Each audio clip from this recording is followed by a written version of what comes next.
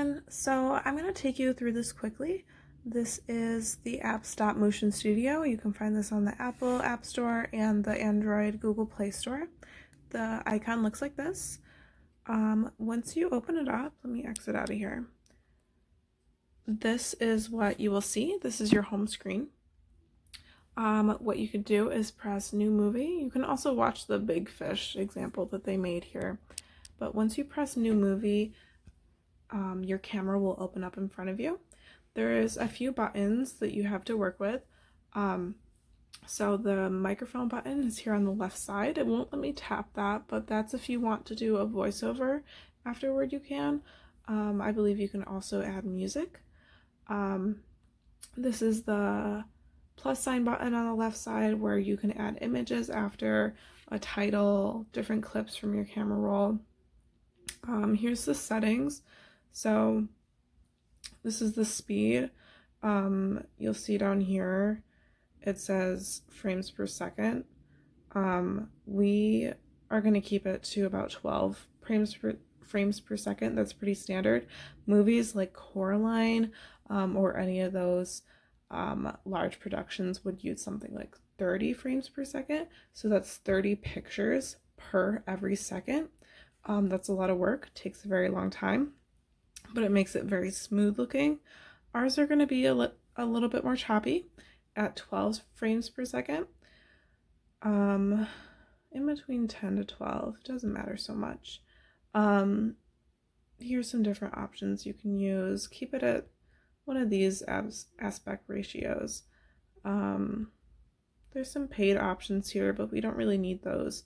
HD quality, this is your playback, so when you go to watch the video as you're making it, you can either watch it over and over.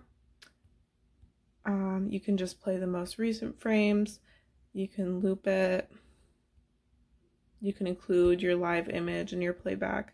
And right here is the button where you would find your playback. Okay, so let's see. So the biggest thing with stop motion is that the camera stays in the same exact place. Right now we're just practicing, so as you can see, it's moving around a little bit. I'm holding my phone with my hand, but the camera does not move, but the object does move. So that's very important to remember. Your camera isn't going to move around a lot. This is just me practicing, so it's going to create a jagged image. I'm just using one object to practice. You can also use like your hand or something to practice with. But so I have the camera button in the upper right hand corner here. And I'm just gonna take my object and shoot some images. So you can see once I press the camera, it came up with this. You can also use a timer if you don't want to touch your phone, if you're keeping it very still. But for now, I'm just going to press the button. That took one picture, moving it a little bit.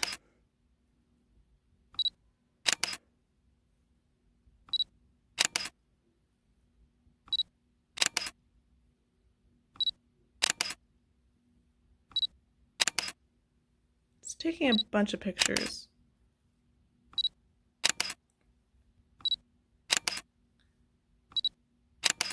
Until I can get something more smooth. So I'm going to break this video up into two sections here. It'll look different when I play back because I let go of my brush, but I wanted to show you this feature as well. So you'll see at the left here, there's a couple of squares. If you pull this bar down, if you pull this bar down, it shows a ghost image of the last position that you used in the camera, which is super helpful for getting things smooth. So you'll see that my brush was here, and I let go of my brush before, but now I can just like overlap it, see how it's in the same position, it sort of looks the same, and I can move it forward, so the ghost image is there.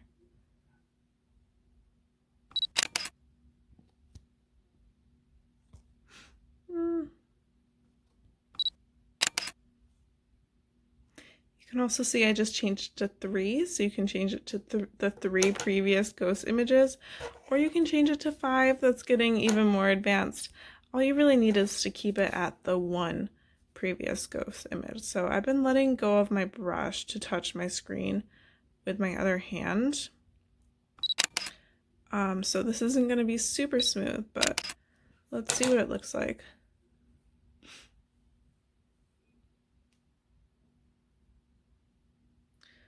So that's what it looks like so far. If you keep taking pictures really fast, you can end up with something